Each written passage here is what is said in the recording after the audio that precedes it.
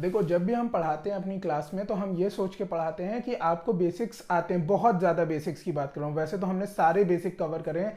चाहे आज हमारी इकोनॉमिक्स की क्लास आप देख लीजिएगा, क्लास नंबर 3 जो है पेड वाली क्लास की बात कर रहा हूँ, या फिर हमारी बाकी जितनी भी क्लासेज हैं, ठीक है। लेकिन अकाउंट्स में एक बहुत छोटा सा टॉपिक था, बहुत छोटा माइन्यूट सा टॉपिक था, और मेरा ये मानना था कि सबको आता होगा ये टॉपिक। लेकिन मेरे ख्याल से कुछ हमारे स्टूडेंट्स हैं जिन्होंने ये बोला, कुछ क्या, एक स्टूडेंट है हमारी जिन्होंने ये बोला कि सर हमें वो चीज़ों में थोड़ा सा कन्फ्यूजन है, तो आप एक एक चीज़ को पढ़ाओ। तो ठीक है, हम आने वाली क्लासेस में फिर आपको सारे बेसिक्स पढ़ाएंगे। यहाँ पे कुछ चीज़ हमसे जो रह गई थी वो हम बता दे रहे हैं।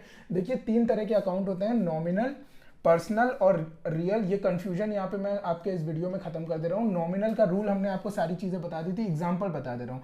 जितने भी हमारे खर्चे होते हैं या फिर जितनी भी हमारी इनकम होती है, rent paid, salary, bad debts, ठीक है, बीडी को लिखा हमने बैड डेब्ट्स, ये आ जाते हैं नॉमिनल में, ठीक है। इसका आपको रूल्स पता ही है सारे के सारे, इसमें ऐसी कोई बात नहीं है जो आपको ना पता होगी।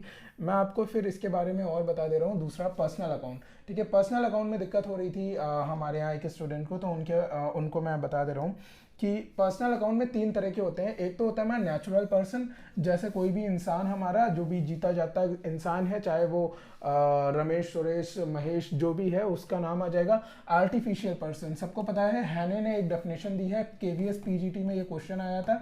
हैने की डेफिनेशन है, company is a artificial person created by the law.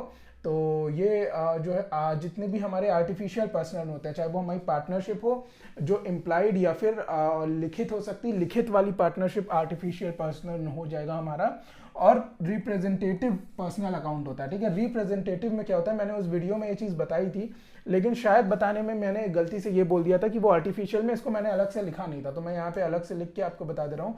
Representative में जो है 3 चीज़ें आती हैं, प्रीपेड, 3 क्या कई सारी चीज़ें आती हैं जब भी आपकी सैलरी या फिर खर्चों से पहले कुछ लग जाता है। प्रीपेड रेंट या फिर प्रीपेड आपकी सैलरी हो गया, आउटस्टैंडिंग हो गया, जो अभी आपको क्या कहते हैं आपको करना है, अभी आउटस्टैंडिंग है। एक्रूड हो गया, एक्रूड का मतलब क्या हो गया कि भाई आपने काम तो कर लिया लेकिन अभी तक आपको मिला नहीं। आगे चल के हम बताएंगे कि ये आपका जो है प्रॉफिट होता है, ये आपकी एक एसेट होती है, ठीक है। ये बैलेंस शीट में एसेट की जगह दिखाई जाती है।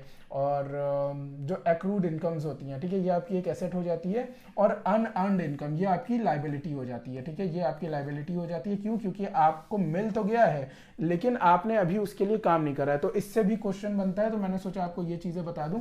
नेक्स्ट देख लीजिएगा, रियल अकाउंट होता है। रियल अकाउंट क्या होता है? रियल अकाउंट आपको पता है, इसमें आगे चल के 2 पार्ट में टूट जाता है। एक तो आपका होता है टेंजिबल और एक होता है इनटेंजिबल, जिसको हम बोलते हैं मूर्त और अमूर्त, ठीक है। मूर्त ये हो जाता है और ये अमूर्त हो जाता है, ठीक है।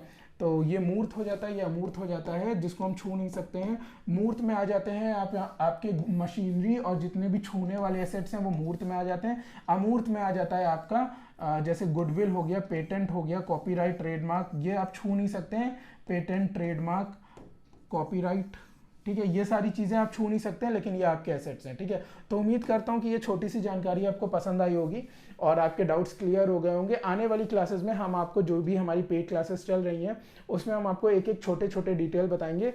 कुछ चीज़ें हैं जो मैंने सोचा था स्किप कर देता हूँ, मुझे ऐसा लग रहा था कि इसके ऊपर टाइम वेस्ट करने से अच्छा है हम कुछ इंपॉर्टेंट चीज़ कवर कर लें, क्योंकि ये बहुत छोटी चीज़ें हो सकता है आपको आती हों, लेकिन अगर आपको नहीं आती हैं तो हमें बताना पड़ेगा, क्योंकि ये ऐसी चीज़ें हैं जो एग्जाम में आती हैं, डायरेक्टली या इनडायरेक्टली आपको इससे क्वेश्चन सॉल्व करना पड़ेगा, ठीक है। तो मिलते हैं आपसे फिर किसी और पूरे फुल फ्लेज वीडियो में। ये तो एक छोटा सा वीडियो था, और तब तक के लिए थैंक यू सो मच।